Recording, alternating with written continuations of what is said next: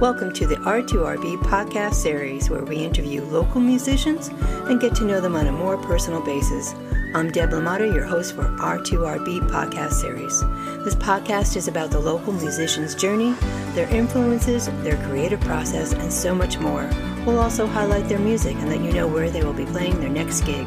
So sit back, relax, and enjoy R2RB podcast series. And I'd like to welcome my guest, James West of James West Acoustic. James is a local musician here in Delaware and is an awesome vocalist and guitarist. James, welcome, and how's it going? Hi, Deb. Thank you for having me. It's going great. We kind of discussed earlier. Personally, things are kind of hot in my house right now because of AC. So I hope everyone else is, no one else is having any AC troubles as they're listening to this. But other than that, doing great. Great. Yeah, we've been having some hot, humid weather, and not having AC just really isn't the way to go. So I hope you get it fixed soon. So tell me, who is James West? Well, I'm a musician in the Delaware area. I do covers of really just about anything. I love to play all sorts of music. I mainly do a lot of classic rock and country. I'm a big 90s kid. That's kind of the era I grew up in. And that can be anything from like the rock and grunge stuff, even to like some 90s R&B, which is, guilty pleasure of mine. But there was some just amazing music from that era. Really, I can't think of too much from the 90s that I didn't like. So I try to fit those in. And even like some more modern stuff too, especially when it comes to the country, as far as what I play there on that end. I'm a country girl. I like the country music, but I also like everything else. But if you play the country, I'm with you. So how and when did you get into the music business? Has it always been a passion, the music, from when you were young? It has. Originally wanted to be a drummer, as I think all kids do. Every kid kind of dreams of being able to kind of just make a ton of noise and, bang on the drums. My elementary school band had openings and stuff. So basically when I was in fourth grade, it was the first time, in my schooling where there was kind of something available musically. And what ended up happening is for fourth and fifth grade, so 2 years in a row there, I went to the band teacher at the very beginning of the school year. I was like, dude, can I play drums? And in both years, he was like, every kid wants to play drums. We have enough drummers. No, play something else. It went from saxophone to, which didn't really work out for me well, to trumpet. Again, not a great fit. By the time I got to middle school, I was just like, you know what? I'm just going to do it all on my own. I asked my mother to buy me a bass because I didn't know any bass guitarists. And I thought it was a really cool instrument. This was this was probably 99 or maybe late 98, something like that. It was kind of before they started putting together those starter kits for bass, so you still had to buy everything a la carte, whereas they did have starter kits for guitar that were a lot cheaper. So ended up being, if you remember Ames, you remember those stores? I do. They had no business selling musical instruments. True.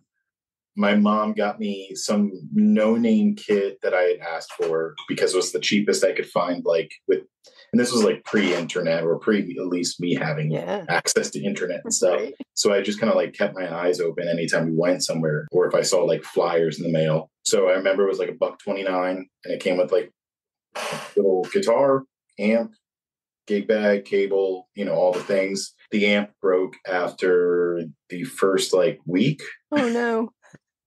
Yeah, and but I played the hell out of that damn guitar. I still have it downstairs, for sentimental value. Yeah, it's down in my basement. That's cool. But yeah, I learned how to play on it, and played it for probably longer than I should have, considering that it was not even up to the right scale length and stuff like that. But after that, I was just kind of that was it. I dug dug myself in, and I was like, I'm a guitarist now, and just kind of went that route. The singing thing kind of came later. Did you teach yourself? You were self-taught? I did. Yeah. I am self-taught. And we weren't we were kind of poor growing up. Another reason why the cheapest kit possible was the one that ended up happening, and really lessons and really just weren't in the budget. So I ended up learning via Guitar World, $5 a month versus like I think $25 a week or something was definitely was more manageable for us. I ended up having somebody, I have an older sister, and one of her friends showed me how to read tablature, which for anyone who may not be familiar with tablature, instead of having the normal like staff that you would for like reading sheet music, right, it gives you a line for each string of your guitar, and then gives you numbers corresponding to the fret that you play, and then you kind of see where your fingers are supposed to be, and you kind of teach yourself how to play rhythmically by ear from there. And just I would get Guitar World magazine from the grocery store like every month, and it would have songs that I was like listening to or whatever on the radio anyway, and I would you teach just picked myself it how up. to play them. Wow. Yeah. And so did you play in a band, or were you always solo? No, I this is actually my first endeavor into being solo. And mind you, I've been doing it for like 2 years now, but I was always in bands before that. Okay. I grew up playing a lot more along the rock and heavy metal side of things. Okay. So like the first few bands I was in were definitely kind of like, that mid 2000s, like post grunge kind of deal, where we would kind of fit in with like Shinedown's early stuff, I guess. Right. Went up like meeting some more musicians who were also into like the stuff that was a bit heavier and whatnot. And at that time, that's when I kind of made the transition to being a singer as well. I had known how to sing. I was just always afraid to. I still to this day suffer from pretty big stage fright, which I know sounds kind of hypocritical considering that I'm up there alone, but I've been able to kind of work some different various ways in order to be able to do it. So it was around the point where I was like about 20, maybe 21 when I, started like actually wanting to like sing for like bands I was trying to do or actually actively doing. Right. Because anyone who is a musician will tell you, will be able to kind of be able to tell you you have way more bands you're in that never actually play a show and never really even have like a full lineup than you do bands that actually do something. Right. And that was most of my earlier days was, we would have a band, we'd do a few practices. I'd write a song or two, someone else would write a song or two, barely learn them, barely practice them, break up a few months later, never do anything, there was that kind of thing. So really for me, like I kind of got a pretty late start in it comparative to like some other kids I went to like high school with and stuff. And before we recorded, you would kind of made mention about like Delaware having like a big scene. Like Delaware had a huge scene for heavier music, so for like metal, hardcore, and maybe not as heavy, but like there was a big pop punk movement here in Delaware as well. Tons of bands. There was a place called the Harmony Grange. I was in high school wanting to play metal and go play at like the Harmony Grange. And then I knew kids that were like in pop punk bands or whatever that were playing there while in high school and stuff. Right. So again, kind of a late start for me on that end. But by the time I was in my 20s, I finally, met some like drummers were always kind of the hardest thing to come by. Had met some drummers, ended up doing some bands. The first metal band that I did, I was not the singer. And then it wasn't until like the second band I did, I wound up like finally having the courage to do it. Right. And feeling confident enough in myself to be able to do it. And so that at what point then did you go solo? That was just 2 years ago. So like I had spent years playing metal and then set it down for about a good 5 years or so. So around 2015, I stopped doing metal due to my career. In 2020, when we were kind of all supposed to be not going places and doing things during the pandemic, my old drummer from the last metal band I was in, he had contacted me and needed a rhythm guitarist for his cover band. He had been playing music during my like 5-year hiatus, and so he needed a rhythm guitarist. He knew I absolutely could cover it. I'm not much of a lead guitar player, but like rhythms, and that's the bread and butter of what I do now. It's just all rhythms. Right. So I joined up. It was at a time period in life where I was like also like in the right frame of mind to do it and whatnot. One of the things about being metal or growing up in metal is like I was kind of an elitist to metal. If it wasn't like I liked other genres of music, but I wouldn't really talk about it. They were guilty pleasures. So if it wasn't metal, it wasn't awesome. That's right. And so it was one of those things where like I never thought that like in my mid-30s I'd be playing like covers and stuff. And the things we think when we're young that are completely wrong. Yeah, I know that one. Yeah, because it's a ton of fun. But yeah, I ended up around November of 2021. I kind of thought about the idea of doing some solo gigs as kind of like a side thing to the band, and then it wound up being just one of those things where it's like, this is a lot easier. I can learn any song I want to learn, and there you go. Quickly. I don't have to like get everybody together, get everybody on the same page, get everybody on the same notes. Exactly. Yeah. So there's pros and cons to everything. Obviously, there's pros and cons to being in a band. Right.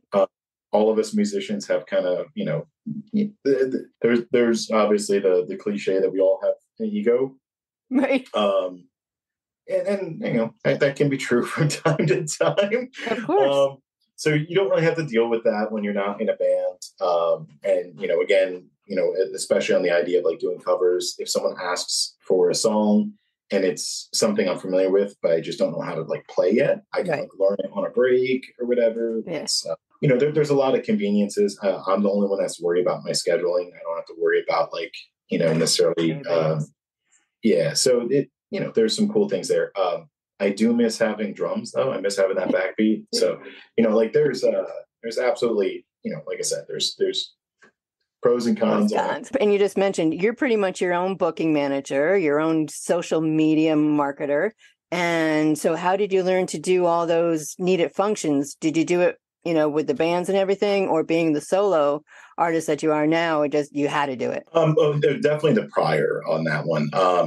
The learning gap was like the difference between like what I used to do to promote on the side of like doing metal versus doing covers, because the way of like talking to the audience, the way talking to people via social media even is definitely very starkly different. When I was doing metal, I also did a lot of like booking for not only the bands I was in, but there was a period of time where I was booking other bands, and I'd be booking shows that I didn't even play on. And it was just one of those things that a lot of those things end up just being kind of natural progressions from time to time. Sure. You wind up playing at a venue a few times, you kind of start talking to the owners, you earn a rapport, and from that rapport, you build upon those relationships to where you can start kind of like booking things. A big difference that winds up coming on that end is when you're playing like original music, right? It is more. It's a different type of I guess expectation from the venue, because a lot of times you end up like playing for like a door money kind of deal versus when you do covers, it's more you're kind of a hired entertainment to the venue. When I was doing like original music, like it was all on you specifically to bring everyone, and that isn't something that necessarily, like, obviously with doing covers you want to bring people out, but there also is that kind of that element of like being there to sing and entertain, the people that are already there, the regular patrons. A lot of the venues that do original music, or at least did metal and allowed metal to be played there as original music, a lot of them, either they didn't have like regulars necessarily in the sense that like, there might be like 2 or 3 people that are there like almost every night, but like outside of that, the crowd varied every time depending on whatever was playing at the venue. So it really was a big thing where it's like, just like you had to spam people.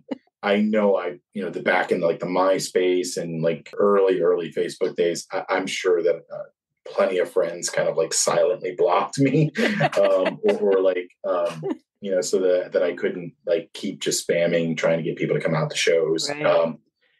it was just one of those things where like from that history of being such a shameless self-promoter, trying to just really kind of beg people to come out and hear these songs that me and, you know, 3 or 4 other dudes wrote.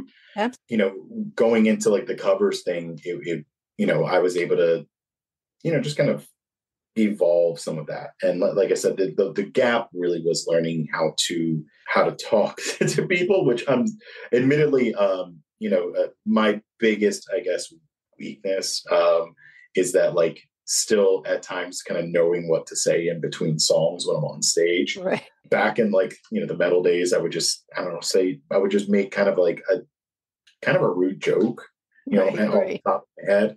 And like metalheads, we were kind of all into it, and you know, so everyone would just laugh, you know, and that's not really how it works with like if I'm playing at, you know, at like your local watering hole, I'm not going to insult anybody. No, you gotta read your room. You gotta read that audience.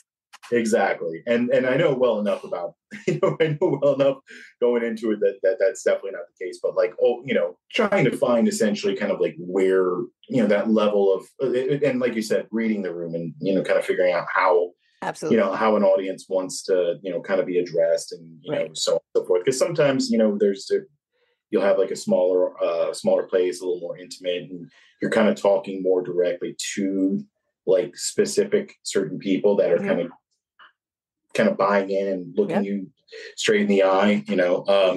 And then other times you play like a bigger room, you know, and you are just more kind of talking in a more broadcast manner. Yeah, the dynamics change. Absolutely. Do you try to book all your gigs all at once? Do you have a certain time period, a downtime during the winter or whatever it might be, where you try to get everything booked? Because I know you have your events page that you are pretty well booked right through September. So I would say that I do probably about 90% of my own booking. 2021, 2022, I went through those years doing all of my own, but probably around like February or March or so of this year, I did start working with Dana over at TM Entertainment. Okay. On some shows, and he's been absolutely fantastic. I tell him my dates of availability. He never tries to kind of pitch me shows that are on days that I don't want to play, because I do very much try not to play certain days of the week, because those are days where like I have my son and I don't want to necessarily be off playing shows when I could be hanging out with him. Absolutely. And a quick question: Do you work a full-time gig besides your music?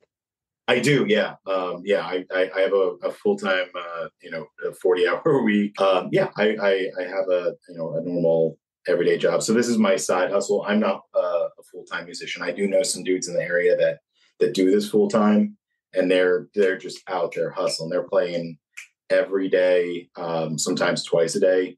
And I don't know how they do it. I have all the respect in the world for them for especially being able to do like double headers. You do all cover songs, as you were talking about, and for those for those who might not know what that is, why don't you tell us? I don't play any like original music out, at least. I do occasionally write some at home, so it's playing other people's songs, and really that can, you know, a lot of times go from trying to play as closely to the recording as you possibly can to make yourself try to like sound exactly like it, all the way to kind of reimagining songs, and you know, taking, you know, extreme liberties with them, and you know, kind of finding what happens. I made mention earlier that like I have a deep love for like 90s R&B. Not a lot of it involves guitar. So like anytime that I've kind of figured out how to like perform a song that's 90s R&B, it is very much, you know, that would be an example of me taking a lot of liberties with the way the song sounds, and kind of moving the vocal line from like the backing beat that is on like the original recording, and like singing those lines over a guitar part that wasn't necessarily there before, you know. And then there's other songs where I'm just kind of straight playing it exactly how it is on the record. The only difference there would be the fact that it's one singular acoustic guitar versus, say, like a whole band behind my voice. Right. Do you have a favorite song that you sing? Oof. I have a few. It really all depends on like the genre. Okay. Well, I gotta ask you, what's your favorite country? My favorite, right now, I want to say I'm really big on like the Luke Combs' cover of Fast Car. It can, there's so many lyrics, it can be kind of hard to remember all of it, and because even from the '90s version by Tracy Chapman, which is, oh my gosh, I know, he didn't change any of the words. But when I heard that song first come on the radio, I was like, what? Let me turn that up. Yeah, I mean, like I said, I'm a '90s kid, so like anytime someone covers something from the '90s, it's usually going to be just, oh my God, I love it.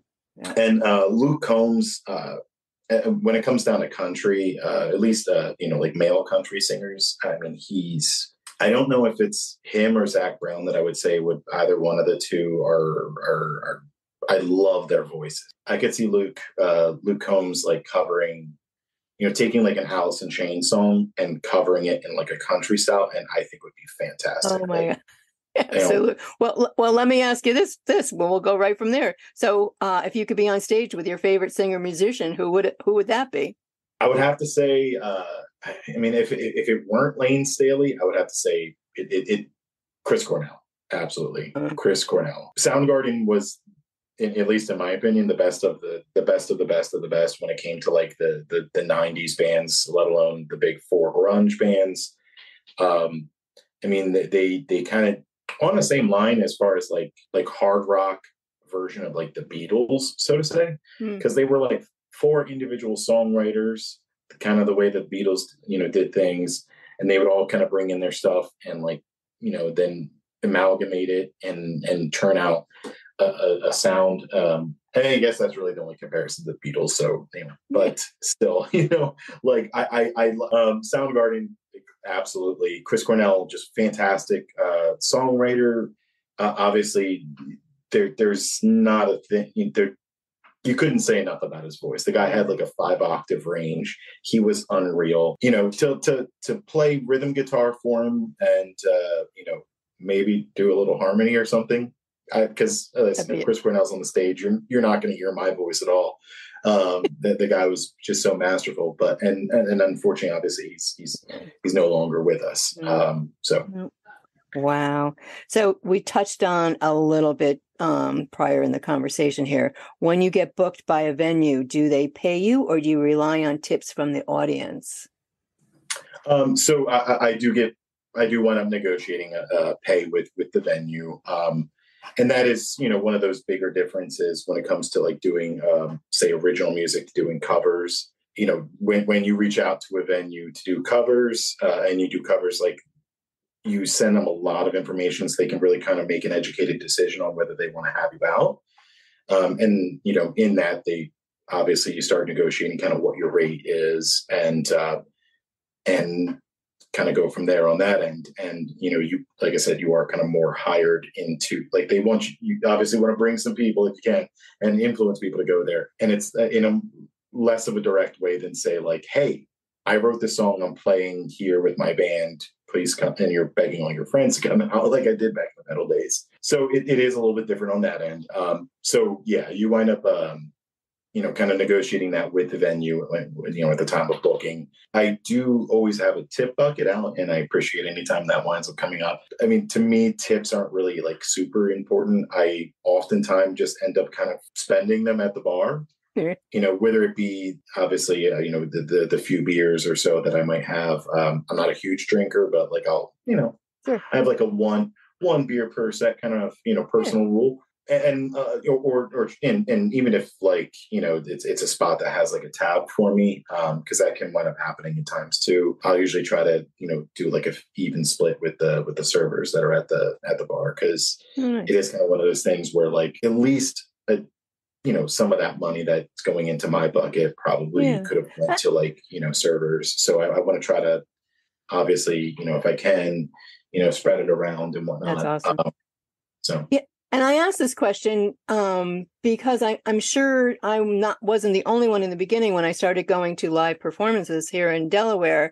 I would see the tip bucket out, which I never mind doing that. But, I want people to know that you guys, all of you that are the live musicians, and you're, one venue after another, you love what you do. You love playing for an audience.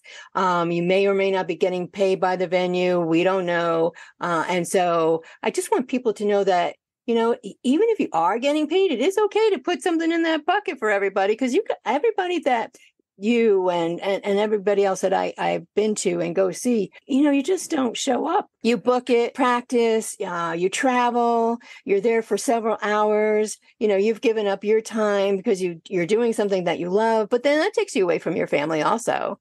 Every little bit helps. Absolutely.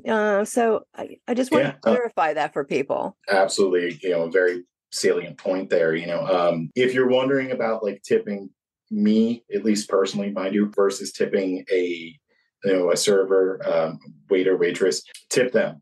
Don't tip me. Thank you, because it's been a question, and I wasn't sure if I should or shouldn't. So I appreciate the answer. What's the best piece of advice another musician has ever given you? It's a very cliche piece. It's not, the most profound, but I have a buddy named Ryan, who's a fantastic metal guitarist. He was in a band, at least. I'm not sure if they're still playing currently. Ryan's a great, fantastic guitarist, and works on guitars too. He works at Dana Sound Engineering in North Wilmington. Oh wow! He kind of, in that friendly way, kind of was pestering me during that when I was talking earlier about that 5-year period where I was kind of like not playing any music. During that time period, I wasn't singing for any kind of situation aside from in the car, in the shower kind of deal. Right. I was barely picking up any guitars. Had an acoustic, but and it was maybe like once every 6 months I'd maybe pick it up, play a few chords, and then put it back down again. Mainly because I missed being in a band, and so instead of doing the logical thing of playing, and you just put it away. I just didn't. So anytime, I wind up like seeing Ryan out and around and stuff, he would always just kind of in that friendly way pester me like, "Hey, you playing any music lately? Playing any music lately? Playing any music lately?" And that's a good friend. Yeah. And it was honestly a push. And he just, he's like, "Dude, like no matter how much you think you might suck at it, no matter how much you're screwing up the song, no matter how much you hate the riff you wrote, just keep doing it." It's that Finding Nemo Dory type of thing. Exactly. The musical equivalent of just keep swimming. And really like it goes for so many things, because like even when there's kind of an old adage that like the show must go on. Obviously, right. We've all heard that. Right. And that kind of, like that is very true for like when you're up on stage and you're playing for people, and you just keep going, like you hit a couple bad notes or something, you just play through it. Your voice cracks on a high note, yet you just keep playing the song. You don't stop. And really that goes for, when you're off stage too. That goes for anytime you're in anything, musical or in any form of the art, it's just keep doing it. And that's funny you should say that too, because that's the advice that a lot of I do the women entrepreneurs interviews, and that's the same thing too, is just keep moving forward, just keep working at it, just keep doing what you're doing, and eventually you're the solo artist of James West Acoustic. And so what is next for you? This year I've been really kind of amping up a lot of the shows that I do, because I'm a part-time guy. I always kind of have like a deal with my family to like only play so many shows a month, and really so I'm getting married in October. Well, congratulations. Thank you. My contribution to the wedding fund has been the money from the shows. There you go. As we discussed earlier, just from my fee from being booked by venues.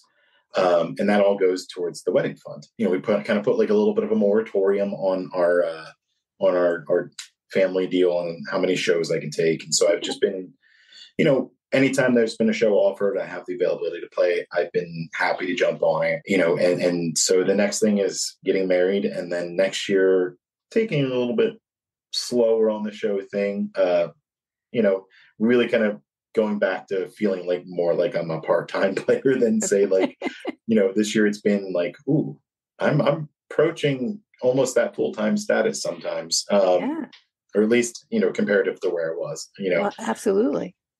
Yeah. So before I go any further, where can people find you? How they get in contact with you? On Facebook is probably the easiest way. You can find me under James West Acoustic. I also am on Instagram under J West Acoustic, but that's really.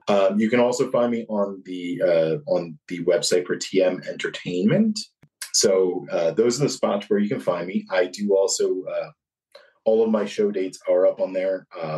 I'm also on Bands in Town. If you search James West Acoustic, those are the spots where you can find me online. Outside of that, hopefully at venues that you go to. At a venue at a venue near you. Listen, any spot with cold beer and room for me to set up my equipment, I'm in. You're there. I'm happy to play. So where are you going to be this weekend? Actually, so this weekend I'm actually off. For our listeners, this would be July 19th. I will be at Sonora Restaurant in Newark, Delaware. And then the 21st and 22nd, I'll be at various Grain locations. So the 21st, I'll be at Grain on the Rocks in Lewis. And then on the 22nd, I'll be at the Grain on Main up in Newark. Awesome. Yeah. And they can find your event page on your Facebook page. Absolutely. Again, that's under James West Acoustic. Okay. All right. Well, James, I appreciate you. Thank you so much for taking time out and talking with me about James West Acoustic. Well, thank you so much for having me. It's been awesome. Before we go, can I give a couple shout outs though? Absolutely.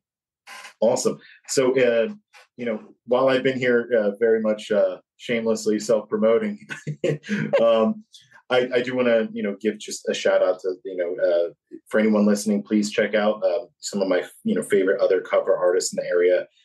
There's some really great musicians. First to call out would be Twin Tides Acoustic, great duo from the Eastern Shore, Maryland area.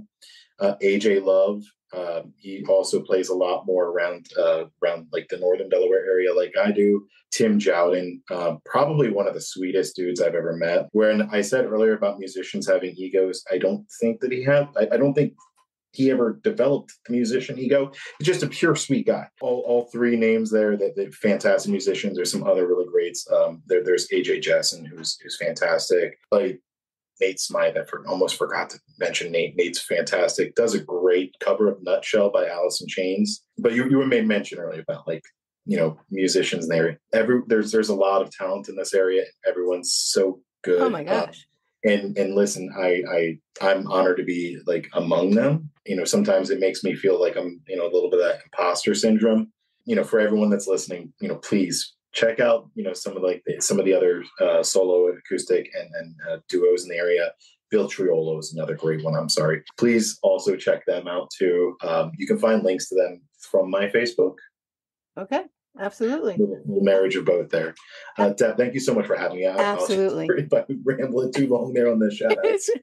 No, this has been great. And just along with the shout outs to all the musicians, it's, find them, like them, comment, and share.